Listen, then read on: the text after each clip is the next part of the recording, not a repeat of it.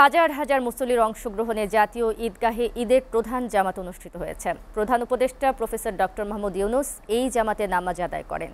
জামাত শেষে দেশ ও জাতির শান্তি, সমৃদ্ধি ও মঙ্গল কামনায় মোনাজাত করা হয়। এ সময় ফিলিস্তিনে নির্যাতিত মুসলিমদের উপর আল্লাহর রহমত প্রার্থনা ও জুলাই গণঅভ্যুত্থানের শহীদদের রুহের মাগফিরাত কামনা করেন ধর্মপ্রাণ মুসল্লিরা। এ সময় নতুন বাংলাদেশ গড়ার প্রত্যাশা ব্যক্ত করেন হাজারো মুসল্লি।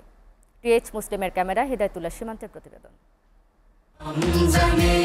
ভোরের আলো ফোটার সাথে সাথেই হাতে যায় নামাজ, তাসবিহ আর শরীরে ভরপুর আতরের সুঘ্রাণ।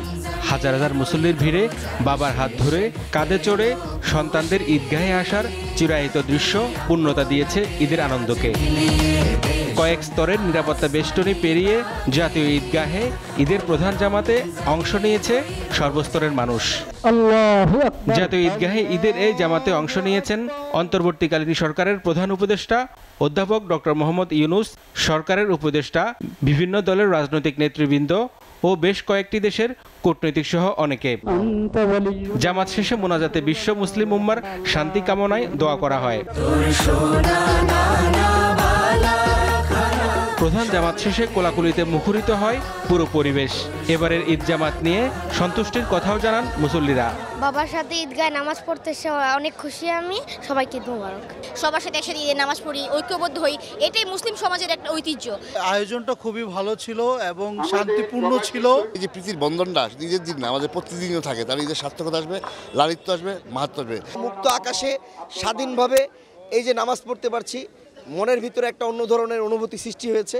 সাধারণ মানুষের কণ্ঠে ঘুরে ফিরে উচ্চারিত হয় ফিলিস্তিনের গণহত্যার কথা। দোয়ার বিকল্প কিছুই নাই, আমরা দোয়া করব যাতে আল্লাহ তাআলা সবাইকে হেফাজত করেন। ইসরায়েল ধ্বংস হোক, জয় হোক মুসলিমের। ফিলিস্তিনের ধ্বংস করেছে গাজা, সেখানে যারা বসবাস করছে তাদেরকে আল্লাহ যেন সুস্থ সবল রাখে। জুলাই গণ অভ্যুত্থানে শহীদদের স্মরণ করেন ধর্মপ্রাণ মুসল্লিরা।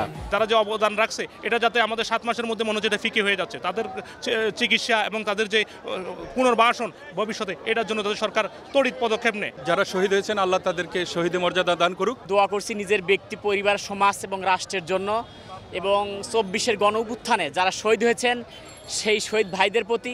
ঈদের খুশি বাংলাদেশের সীমানা ছাড়িয়ে পৃথিবীর সকল প্রান্তে পৌঁছে যাক, এমনটাই প্রত্যাশা ধর্মপ্রাণ মুসলমানদের। পাকিস্তানি হিসেবে ঈদ নামাজ আদায় করে খুবই আনন্দ ভোগ করেছি।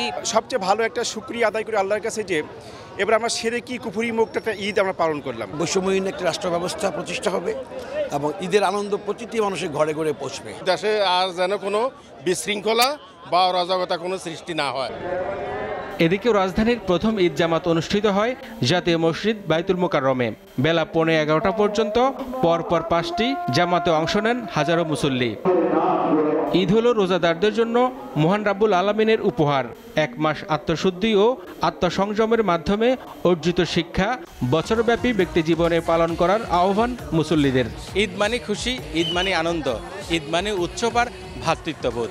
ঈদ মানে সকল ভেদাভেদ, দুঃখ, কষ্ট, হাসি কান্না ভুলে ভালোবাসার বন্ধনে আবদ্ধ হওয়া। হিদায়াতুল্লাহ সীমান্ত, এসএটিভি, জাতীয় ঈদগাহ মাঠ, ঢাকা।